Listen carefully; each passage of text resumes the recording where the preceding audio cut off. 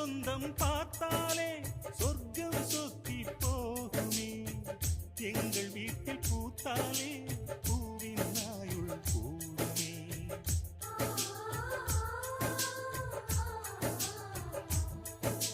இரண்டு கண்கள்